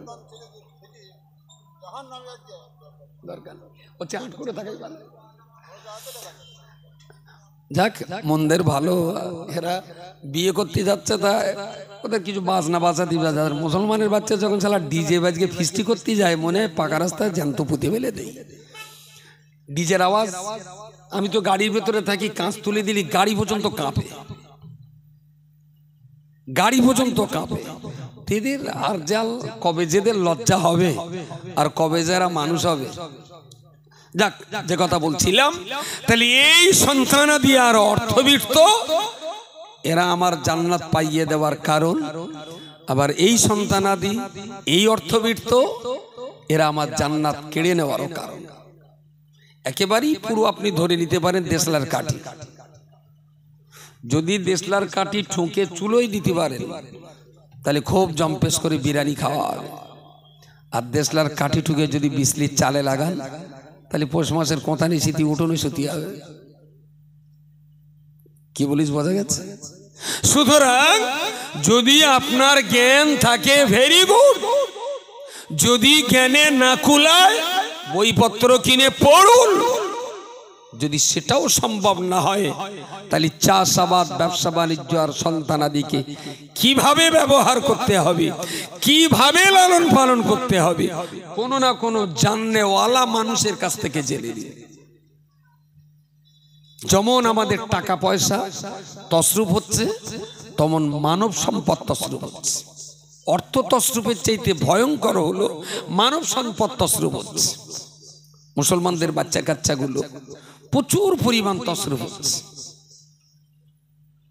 আসলে একটা মুসিবত ঘটে গেছে, সেটা হলো এই যে আগেকার দিনে আমরা যেমন 12 ভাই, আজকে একটা জানাজা পড়তে গিয়েছিলাম, তো ডেকে বললাম, করছি তোমরা কয় ভাই? আব্বা তো চলে গেছে। তাহলে আমরা 9 ভাই আর 2 বোন, 11 ভাই। এই যে আগে বাচ্চা কাচ্চা 10টা 11টা 12টা করে হতো, সে একটা কানডলা যেত, একটা চড় মারা যেত, একটার বলতাম ভাত দেবো না, নামাজ পড়িয়ায়। আর এখন তো সব ঘোড়ার ডিমে একা নে মাল। সে একবার কান্ডল্লি সারা দিন যা প্যান প্যান করবে, তারপর আবার বুড়ি দিয়ে এসে কোলে করলে যাবে, ছেলে কি ব্যাপার বাড়তে এলে যখন তখন কান টানবা। আর এই বুড়িগুলো সব মনে জিনিস, ফাদা মরেও না। ছেলে পিলে শাসন করার কোনো লাইন নেই, বুড়ির জ্বালায়। এই যে একানি, ইলেমক সুদূর মাঝে মাঝে বলতেন যে একানি ছেলে একটা ছেলের জাতি না। অনেকবার বলেছেন উনি এরকম কথা। তা আজকে আমরা বুঝতে পারছি সবে একানি মাল, তো 7 রাজার ধন এক মানিক, তার নামে কথা বলার কোনো কায়দা নেই। এরম হাটে ঘাটে ঘুরতে ঘুরতে বলতে, আব্বা আমি একটা হাতি কিনবো। নাও না, ওতে না ঘরে রাখতেনি জন্তু জানোয়ার, আমাদের নবী বারণ করে, তাহলে না আমি হাতি কিনবো। এখন কোনো মতেই আর হইল না। অতিরিক্ত আদরে যেরকম ছেলেপিলে বাঁদর তৈরি হয়, অতিরিক্ত শাসনে আবার ছেলেপিলে সন্ত্রাসবাদী তৈরি হয়। শাসনেরও একটা মাত্রা থাকা দরকার, আদর যত্ন করারও একটা লিমিটেড বাউন্ডারি থাকা দরকার। কিন্তু আজকালকের বাচ্চারা আদর হয়ে যাচ্ছে আনলিমিটেড, শাসন হচ্ছে জিরো। আবার যদি দেখা যাচ্ছে কারো 3 ভাই একটা পাঁটা, তার তো পাততে মাসাবন তো চুমু খাওয়ার জায়গা তো ফাঁক রাখে না। 3টে ভাই একটা ছেলে হলে আর কি হবে? যত রকমের বায়না করবে সমস্ত বায়না পূরণ হবে। আর যাদের সব দাবি পূরণ হয় ওরা জানবেন একটু উপকার আপনার হবে, আলহামদুলিল্লাহ। বেশ সময় কোনো ঝামেলা করতে হবে না, ও ঠিক দেখে শুনে বনিদি ভগলপুরে গাই তুলে আনবে, আপনারা ঝামেলা করতে হবে না। বাড়ি আনলে আবার ঝামেলা পুরো বনিদি মারলে আসবে, 3 মাস পরই আব্বা হতে পারবে, কোনো সমস্যা নেই। আঙুল তুললে মুসিবত হবে সেদিন। এখনো বলছি, সন্তানকে শাসন করুন, সন্তানকে ভালোবাসুন। ভালোবাসার একটা মাত্রা থাক, শাসনেরও একটা মাত্রা থাক। ইসলামের শাসনটাকে উড়িয়ে দিতে পারেন না। স্বয়ং আল্লাহ যে নবীকে সৃষ্টি জগতের শ্রেষ্ঠ মর্যাদা দিয়েছেন, সুবহানাল্লাহ বলেন, জোরে বলেন সুবহানাল্লাহ।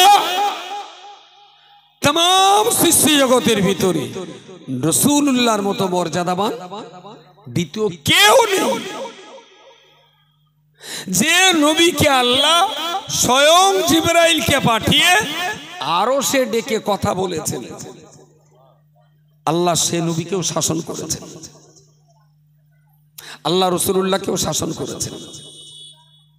কোন একটা প্রশ্ন করলেন ইহুদিরা, নবী বললেন আমি পরে বলবো, ইনশাআল্লাহ এই শব্দটা বলেন। ওহী বন্ধ হলো, ওহী বন্ধ হয়ে গেল। বেদিনরা শুধু রাসূলুল্লাহকে জিজ্ঞেস করে, মুহাম্মদ সেই কি জিজ্ঞেস করিলাম? তা বলছে এখন আল্লাহ বলেনি। আবার দেখলে মুহাম্মদ সেই তুমি বললে আল্লাহর কাছ থেকে জেনে বলো, তা বলছে আল্লাহ এখনো বলেননি। তাহলে এতদিন বলিনি, তাহলে নিশ্চয়ই আল্লাহর দরবার থেকে আল্লাহ তোমার তেড়িয়ে দিয়েছে, আল্লাহ কিন্তু তোমার আর জায়গা নেবে না। এতটুকু কারণে বেদিনরা রাসূলুল্লাহকে প্রচুর অপমান করার চেষ্টা করেছিলেন, প্রচুর চাপ দিয়েছিলেন, অনেকভাবে তারা প্রোপাগান্ডা রটিয়েছিলেন। প্রায় 6 মাস পরে তবে আল্লাহ ওহী মারফত রাসূলুল্লাহর সেই জানার প্রশ্নের জবাব শিখিয়ে দিয়েছিলেন। বলুন সুবহানাল্লাহ। এটা কি শাসন নয়? তাহলে আল্লাহ নবীকে যত ভালোবেসেছেন, तमाम দুনিয়ার মানুষ কিয়ামত পর্যন্ত যদি রাসূলুল্লাহর প্রশংসা করে, আল্লাহ একটা বাক্যে যা প্রশংসা করেছেন পৃথিবীর সব মানুষ প্রশংসা করেও আল্লাহর একটা বাক্যের প্রশংসার সমান হবে না। শুধু আল্লাহ কোরআনে বলেছেন মুহাম্মাদুর রাসূলুল্লাহ আল্লাযীনা আমানু মাআহু আশিদ্দাউ আলাল কুফার। কোরআন শরীফের নবীর প্রশংসা স্বয়ং আল্লাহ নবীর প্রশংসা করেছেন। ভাবা যায়? আল্লাহ নিজেই রাসূলুল্লাহর প্রশংসা করেছেন, আবার সেই আল্লাহ নবীকে শাসনও করেছেন। তো আপনার ছেলে কি আপনার কাছে নবী চাইতে বড় যে শাসন করা যাবে না? এক পাতা ছেলে, 10 বছর 11 বছরের বাচ্চা খৈনি রয়েছে, আর তেরঙ্গা তো মুড়ি মুড়কির মতন খাচ্ছে তেরঙ্গা। আমি আবার বলছি, পূর্ব জমানাটা আবার ফিরিয়ে আনুন। আমরা যখন প্রাইমারিতে পড়তাম একটু ওই কাঁচের গুলি টুলি খেলতাম, বাপ বকাবকি করতো ঠিকই, তারপরেও গুলি খেলে টেলে আবার চাচতো চাচার বাড়ি রেখে আসতাম। বাড়ি তো কিচ্ছু পাবে না, বাড়ি কিচ্ছু পাওয়া যাবে না। তো এরকম একটু গুলি টুলি খেলতাম, আব্বা শুনলি তো চুরিয়ে দেবে। তবে যখন এই খেলতাম গুলি টুলি, কোনো বয়স্ক চাচা, গ্রামের কোনো হাজি সাহেব, মসজিদের কোনো ইমাম, এরকম সম্মানী কোনো লোক যদি রাস্তার ধার দিয়ে যেতেন, তাড়াতাড়ি করে গুলি টুলি গুটিয়ে এলে কোথায় বাঁশ বাগানে পাট বাগানে পালাবো, বুঝতে পারেননি? আমরা পালাতাম, মনে পড়ে না আপনাদের? হয়তো একটা দেখ পাপ কাজ ভুল কাজ করতাম, কিন্তু বড়রা দেখলেই পালিয়ে জঙ্গলে চলে যেতাম। আর আজকে এমনি ডলে, আর হাই সাহেব যখন রাস্তাতে যায় তখন তালি মারে। তুমি দেখো আমিও মাল টানতে শিখে গেছি। কিন্তু কথা বলার জায়গা নেই।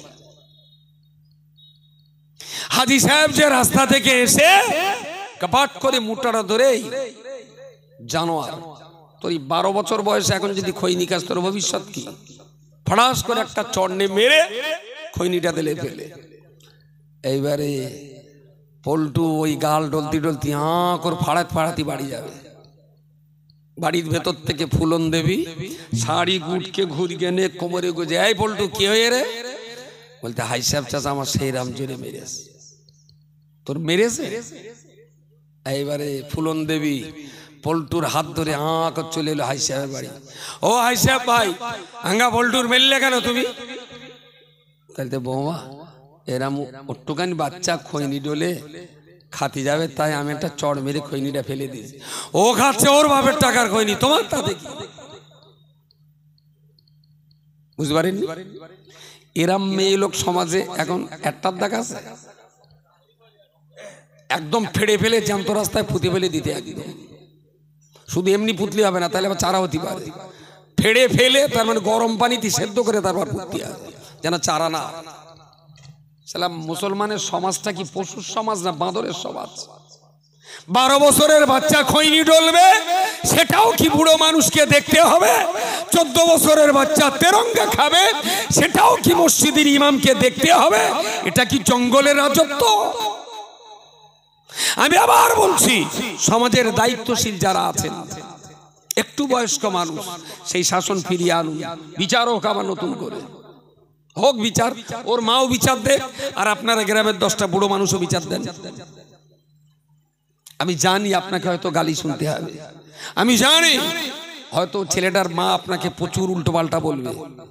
আমি বলছি বয়স্ক মানুষ হিসাবে আপনাদের দায়িত্ব আছে ঘরে আঙুল লাগলে একটু পানি দেওয়ার।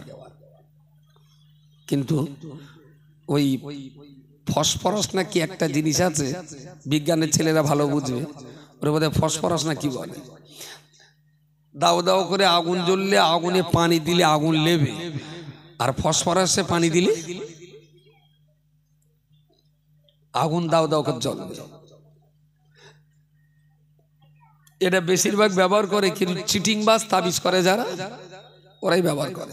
চিটিংবাজ তাদবির কারো, হয়তো কোনো একটা কিছু হয়েছে, বললো ভাই তোমার বাড়ির উঠোনে বলো কালি সাদানো করে জাদু করা আস, বলে দিলে। তা জাদু তুলতে গেলে কি হবে? তার যে 10,000 টাকা লাগবে। গেল ঘরে মোল সাহেব বসলো, আর যাওয়ার সময় গোটা 5-7 ফসফরাসের দানা পোটের নিচে ছড়িয়ে দিয়ে গেল। তা কেডাকার হাতে আসছে তো ঘোড়া ডিম দেখা যায়, মানে শস্যের দানা, মানে একটু গোটা 8-10 ঘরে ওঠার সময় পোটের দানা কাজ ছড়িয়ে দিলে।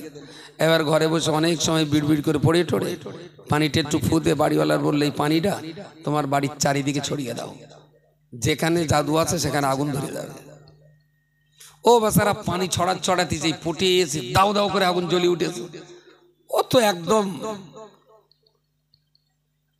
ওরার পীর বলতে দেরি করবে। এই জিনিসটা কিছু চিটিংবাজ তদবির কারকরা ব্যবহার করে, ফসফরাসে পানি দিলে আগুন জ্বলে ওঠে। আমি বলছি আবার যদি সেই আগুন সমাজে কিছু জ্বলেও বা, তবুও যারা একটু বয়স হয়েছে, একটু সমাজের দায়িত্ব দায়বদ্ধতা নিতে শিখেছেন, আল্লাহর রাস্তে একটু ঠোঁট খুলুন। সমাজ কিন্তু সর্বনাশের পথে, একদম সর্বনাশের পথে। যুব সমাজের ভিতরে 100-র ভিতরে প্রায় 30 থেকে 40টা নেশাখোর তৈরি হয়ে যাচ্ছে। তেরঙ্গা শেখর, গুটকা চুটকি, এ তো ছোটখাটো। কোরেক সিরাপের নেশা, তারপরে ঘুমির ট্যাবলেটের নেশা, তারপর ওই ডেনড্রাইটির আটা জরি কাগজে ঢেলে সেই জরি কাগজে মুখ দিয়ে ওর বাতাস ভেতরে ঢোকানো, এর একটা নেশা। কি পরিমাণ নেশা করছে ভাবলে হতবাক হতে হবে। আল্লাহর রাস্তায় বাচ্চা কাচ্চাগুলোকে স্কুলে পাঠান, মক্তবে পাঠান। কোনো বাচ্চা যেন মক্তব আর স্কুলের বাউন্ডারির বাইরে না যায়। এগোচ্ছি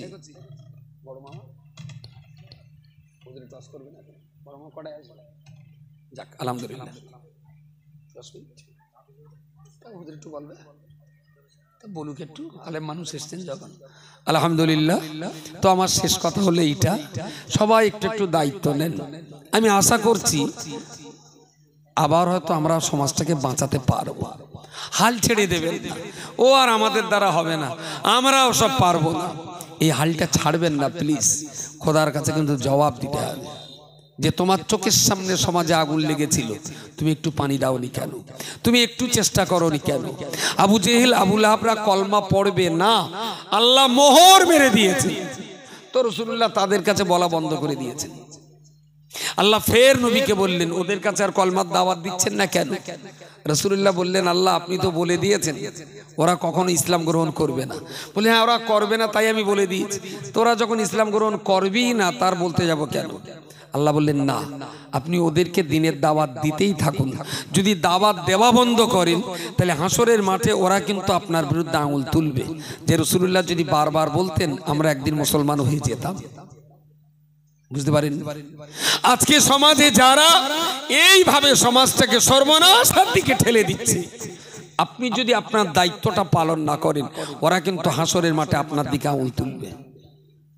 হাইসেব চাচা, মাওলানা ভাই, ইমাম সাহেব ভাই, এরা তো আমার কাছে যদি বলতো আমরা কি খৈনি খাতো, আমরা ভালো হয়ে যেত। একটু বলুন, আমি আশাবাদী ধীরে ধীরে ধীরে ধীরে হয়তোবা আমরা আমাদের সমাজটাকে বাঁচাতে পারবো। ত্রুটি বিচ্যুতির জন্য আমি ক্ষমা চেয়ে নিচ্ছি। যদি ভাষাগত ত্রুটি হয় আল্লাহর রাস্তায় একটু ক্ষমা করুন। আর যদি ক্ষমা করতে না পারেন তা হক্কা হুয়া করবেন। হ্যাঁ হক্কা হুয়া, বিরাট হক্কা হুয়া হচ্ছে, আমিও রয়েছি চুপচাপ করে। আমি কত শ্যাল ডাকতে পারে একটু দেখে লেগে। আমি কিছু বলেছি কোনোদিন? কিচ্ছু বলি। ভাষা ভাষা প্রচলিত ভাষায় আমরা এটা বলি, এক দেশের বলি আর এক দেশের গালি। এখানকার বউরা চুলোর পাশে যখন রান্তি বসে এরম দুটো পায়া আর উপরে একটা চাল, কি বলে? যদি কখনো বাসন্তী যান কি বলে যাবেন? অন্যরকম বলতে হবে আপনার। হ্যাঁ, দ্যাট ইজ ল্যাঙ্গুয়েজ। কিছু শেয়াল প্রচুর পরিমাণে হক্ক হওয়া করতেছে, ওতে আমার কিছু এসে যায় না। আমি এখনো ঠোঁট খুলিনি এই ব্যাপারে, চুপচাপ আছি। বলি ওদের, তবে এটা খুব ক্লিয়ার, আমার হয়তো একটুখানি শাড়ি লুঙ্গি হয়তো ছিঁড়েছে, তবে হেঁটোর নিচে আমার ফরজ তরক হয়নি আর আমার গোনাও হয়নি। ফোঁসা লেগে একটুখানি কাপড় ছিঁড়ে গেছে এরম জায়গায়, ওতে আমার নামাজেরও অসুবিধা হবে না। তবে আমার এই ছেঁড়া তালিমের যারা ওরা বলো উলঙ্গ হয়ে গেছে, বলো কি বলিস? বুঝতে পারেন? আমার এই হাঁটুর নিচের একটুখানি ছেঁড়া, যারা তালিমাত দিয়ে এসেছেন সে ভদ্রলোকের জামা খুলে, গেঞ্জি খুলে, পায়জামা খুলে, আন্ডারপ্যান্ট খুলে যাচ্ছে, ওর কোনো সার নেই। আমি একটু দেখি ওরা আর কতটা খুলতে পারে। বিদায় নিচ্ছি। মুফতি সাহেব আসছেন, আমার মাওলানা সাহেব ভাই, আমাদের এই মহল্লার মেহমান। উনিও একজন প্রতিষ্ঠিত বক্তা আলহামদুলিল্লাহ। জাস্ট শরীক হওয়া, একটু দোয়া চাওয়ার জন্য উনি 2 মিনিট কথা বলবেন। মুফতি সাহেব আসলে উনি বলবেন না, আসছেন তো বটেই, একটা আলেম মানুষ, অতিথি হিসাবে আমাদের গ্রামের মেহমান, তো 10টা মিনিট টাইম আমরা কর্তৃপক্ষ তার বলবার জন্য অনুরোধ করেছেন। আলহামদুলিল্লাহ তিনি 2 কথা বলছেন, আপনারা শুনুন। তারপরে মুফতি সাহেবের কথা, পরে আব্দুর রাকিব সাহেবের কথা, সেগুলো আমাদের শুনতে হবে। আসসালামু আলাইকুম ওয়া রাহমাতুল্লাহি ওয়া বারাকাতুহু।